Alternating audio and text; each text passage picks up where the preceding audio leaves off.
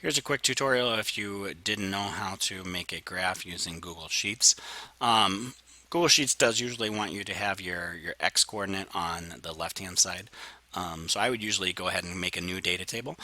Now this is all three of my classes combined all their data, and you can see that the numbers are not ordered because I just copied and pasted them all in there.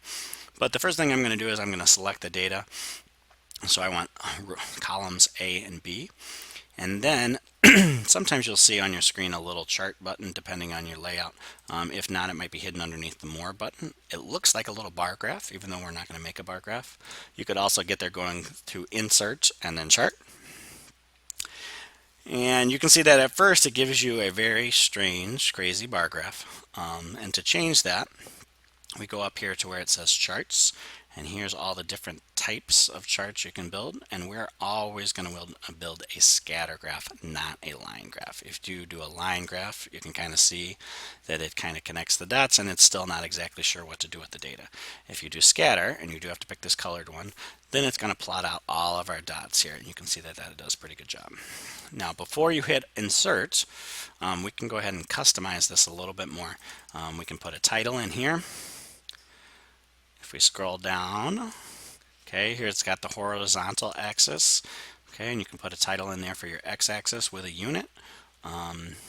Sometimes Google Sheets will automatically scale the graph, so it might have something like this where we can have trouble seeing the entire graph. It'll do that if the data doesn't go all the way out. So I would recommend taking a look at it and making sure that we can see the origin, because that's going to help us see the y-intercept. So make sure you put a title on yours. I don't think that this is intuitive, that for your axis to look at the y-axis, you just click on this drop down and click on left vertical. And then same thing, we can put a title, we can do a min and a max. You can choose to show more grid lines or less grid lines. That's not important since we're going to tell it to go ahead and make a best fit line on our own. If you scroll all the way down here at the very bottom, now this is a fairly new feature, it says trend line. If we think this is a straight line, we're going to go ahead and pick linear, and it's going to draw a best fit line through our data, and this is using an algorithm to find out kind of the perfect best fit line. Now if you scroll down a little bit more, we have some more options now, and we would want to hit label and then use equation so that it would give us the equation for that line. So it doesn't include units, but it does show the equation for the line having a slope of 4.397, and it has a y-intercept of 3.3. You can also, we'll talk about this later on, but you can show this r-square valued, and r-squared just kind of gives you an idea of how perfect a best fit line this is.